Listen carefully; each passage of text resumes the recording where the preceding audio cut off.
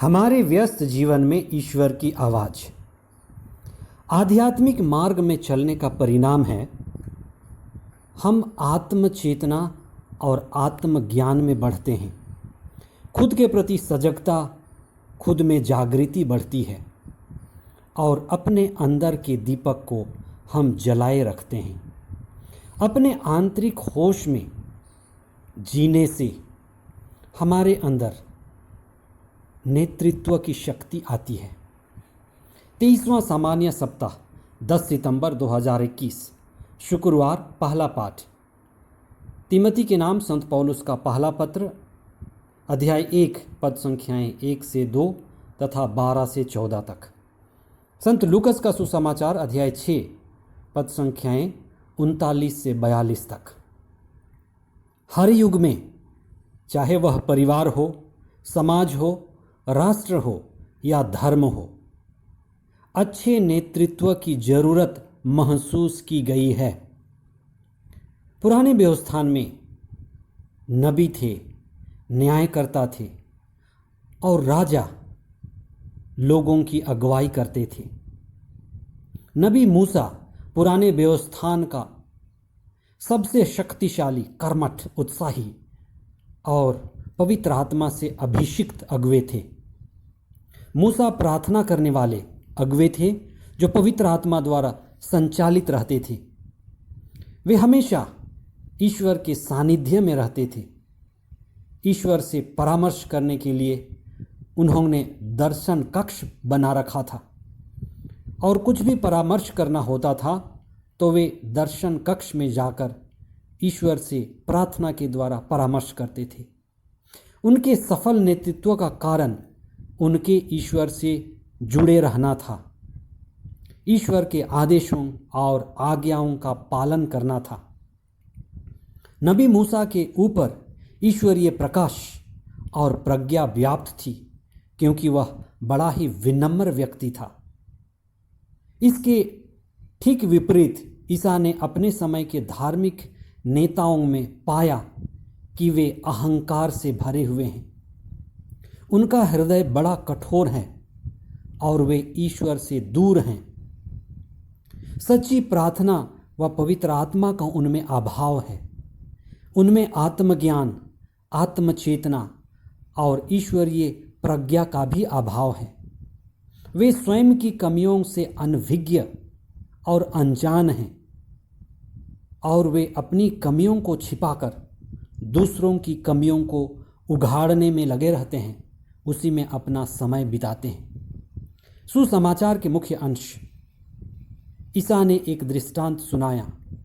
क्या एक अंधा दूसरे अंधे को राह दिखा सकता है? क्या दोनों ही गड्ढे में नहीं गिर पड़ेंगे? जब तुम्हें अपने ही धर्म का पता नहीं तो अपने भाई की आंख का तिनका क्यों देखते हो? जब तुम अपनी ही आंख का धर्म नहीं देखते तो अपने भाई से कैसे कह सकते हो, भाई मैं तुम्हारी आंख का धरन निकाल दूं? रे ढोंगी, पहले अपनी ही आंख की धरन निकालो, तभी तुम अपने भाई की आंख का तिनका निकालने के लिए अच्छी तरह देख सकोगे। हमारे आध्यात्मिक मार्ग में चलने का परिणाम है कि हम आत्मचेतना या आत्मज्ञान में बढ़ते हैं। खुद के प्रति सजगता और खुद के प्रति जागृति बढ़ती है। इसी से हम अपने अंदर के दीपक को जलाए रखते हैं। अपने आंतरिक होश में जीने की शुरुआत करते हैं। इसी होशपूर्ण जीवन से नेतृत्व की शक्ति आती है। ईसा ने अंधे के दृष्टांत के द्वारा ये कहना चाहते हैं कि उनके समय में नेतृत्व संकट है। उनका ये कहना, क्या एक अंधा दूसरे अंधे को राह दिखा सकता है? नेतृत्व में संकट को स्पष्ट रूप से प्रकट करता है। मैंने एक बार दिल्ली की सड़क में देखा कि एक छोटी सी बच्ची, लगभग 5 साल की रही होगी, 2 लोगों को राह दिखाकर चल रही थी। उनके नज़दीक आने पर मैंने देखा कि शायद दोनों माता पिता रहे होंगे, दोनों ही अंधे थे, लेकिन वो बच्ची देख सकती थी, आंख वाली थी। आंख वाला ही नेतृत्व कर सकता है। प्रभु यीशु का यह दृष्टांत नेतृत्व संकट को स्पष्ट रूप से प्रदर्शित करता है। वह मार्ग दिखाने वालों की ओर हम सभी का इशारा करते हैं, विशेष करके धार्मिक, राजनैतिक और सामाजिक नेताओं की ओर।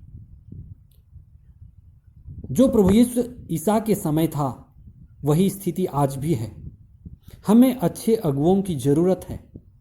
माता पिता, शिक्षकगण, बड़े बुजुर्ग, सभी धार्मिक, राजनीतिक व सामाजिक अगुवाई करने वालों को पवित्र आत्मा और प्रभु के कृपा की विशेष जरूरत है। अभी स्थानीय कलीसिया यानी परिवारों से लेकर विश्व स्तर की कलीसिया यानी वैश्विक संस्था में भी अच्छे नेतृत्व का अभाव अनुभव किया जा रहा है। प्रभु यीशु ने कहा, सत्य, मार्ग और जीवन मैं हूं। वे ही भले चरवाहे और सच्चे अगुवे हैं। हम प्रभु यीशु के द्वारा प्रकाश और नेतृत्व के लिए शक्ति और आत्मा प्राप्त करें। हम प्रभु ईसा से जुड़ें और जीवन में और प्रकाश में आगे बढ़ें। संत पौलुस तिमोथी के पहले पत्र में लिखते हैं कि हमारे जीवन में ईश्वर की कृपा हमेशा कार्य करती रहती है और इसे हमें होशपूर्वक ख्याल रखना है। वे स्वयं स्वीकार करते हैं कि वे ईश्वर विरोधी थे। पहले वे मसीहियों को सताते थे और वे अज्ञानता के कारण ये काम कर रहे थे, लेकिन ईश्वर की कृपा उन पर आई। वे ईश्वर के प्रेम को जान पाए और वे खुद को धन्यभागी समझते हैं कि वे ईश्वर के सेवक चुने गए। आइए हम विशेष प्रार्थना करें।